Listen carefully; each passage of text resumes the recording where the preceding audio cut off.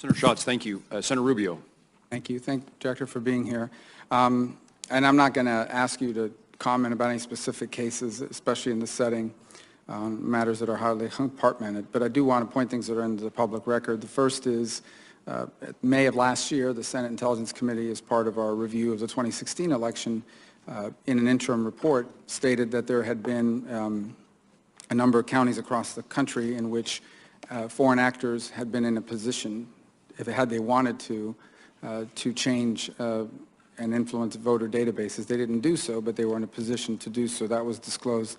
As you can imagine, a few weeks ago when the Mueller report came out, it had a brief but obviously significant mention that at least one Florida county had been impacted by an intrusion, and it has elicited, as you can imagine, across our 67 counties, a tremendous amount of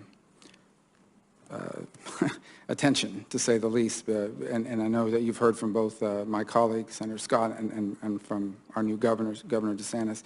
So, on the one hand, I explain to people, we are always trying to protect our methods and sources. And so sometimes by revealing information, you have revealed how you learned about it, and thereby compromise the ability to learn about it in the future. On the other hand, you can imagine if you're a county election official anywhere in America, I'm not talking about specifically about Florida, and you hear that you may have been potentially one of those impacted and no one's told you that directly, it puts them in a very difficult position. So just thinking through, well, how can we handle a matter, and these are just hard things, and sometimes it's not entirely the FBI's decision to make, or any other agency for that matter, but I think I've described sort of just writ large. Let's just back up from Florida and just say writ large. That's a tough spot to be in, other than to tell people, if you do these things, you should be fine, but we can't tell you who it is that's been impacted because we'll lose the ability to learn about it in the future. Is there any thought being given to how to confront this in the future, the balance between notifying a county or a victim of this sort of intrusion and the ability to protect our methods and sources? So I think you've identified a particularly vexing problem, as you've, I think, correctly framed. It is something that we in the intelligence community struggle with quite a bit.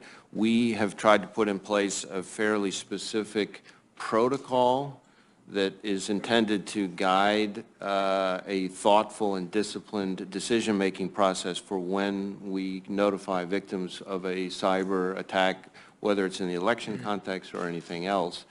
And it goes through a lot of the considerations that would apply. So things ranging from, and you anticipated some of them in your question, sometimes the information is a particularly sensitive source or method. And if we lose or jeopardize that source or method, then we lose the ability to even better protect, sometimes even the same victim. Sometimes the information comes from a trusted foreign liaison partner. And it's not our decision to make about whether to share the information. Sometimes it affects an ongoing criminal investigation and might jeopardize that. So there's a whole host of things. We also look at things like how actionable is the information? Is the information we've had in a form where somebody could even do something with it? And so sometimes those factors come into attention and we try to wrestle through them as best we can.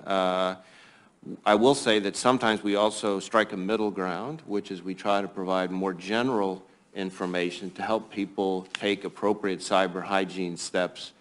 It's not a perfect solution, but it's a solution that intends to kind of have it a little bit both ways, where we're sharing information that allows people to take some steps while it's still protecting some of those sensitive sources of information. But this is an issue that we all in the intelligence community struggle with, not just in the election context, but in a lot of other settings as well.